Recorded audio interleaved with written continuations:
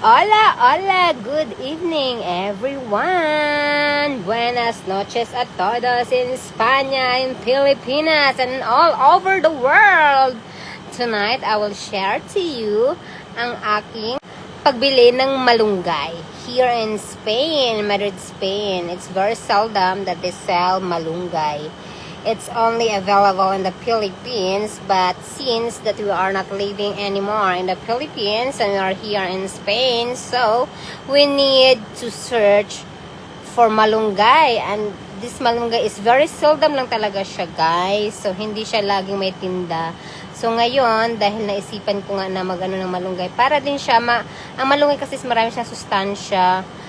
Kaya, yun ang hinahanap ko for me, for my family, and of course, for my baby.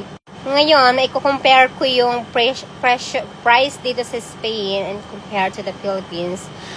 Here in Spain, ang price po nito ay 9.99 euro or 10 euros na lang i-convert natin. Equivalent to 700 pesos in the Philippines. So, you know, napakamahal. Kung i-convert po natin sa Philippines, so,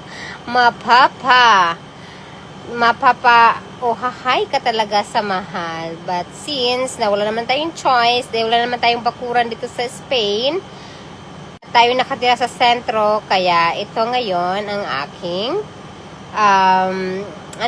bibili na lang ako doon sa mga sa proteria na mas price. But hindi ko na minamain yung presyo mga kaibigan, because this is so beneficial to my baby. So ito talagang pinaka-purpose ko na ko siya yung para sa anak ko. At hindi ko yan lulutuin lahat, mga kaibigan. Yan, tinanggalan ko lang siya lahat para i-freezer ko yan. So, hahati-hatiin ko yan at ilalagay ko sa freezer.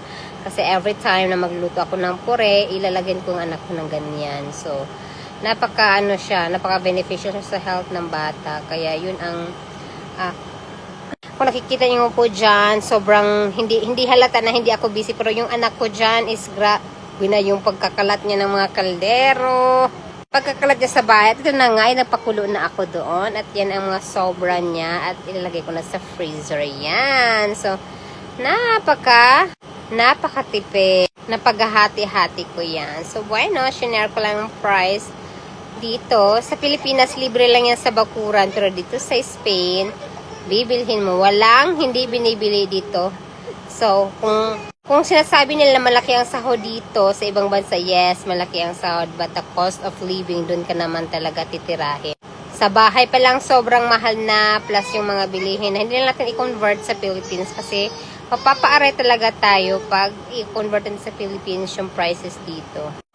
Kaya mga katropa, thank you for watching my vlog for tonight, and see you soon. Thank you. Buenas noches. Mua. Chup. Don't forget to like and share my video and my YouTube channel also, Michelle in Spain, my TikTok and my Facebook. Thank you.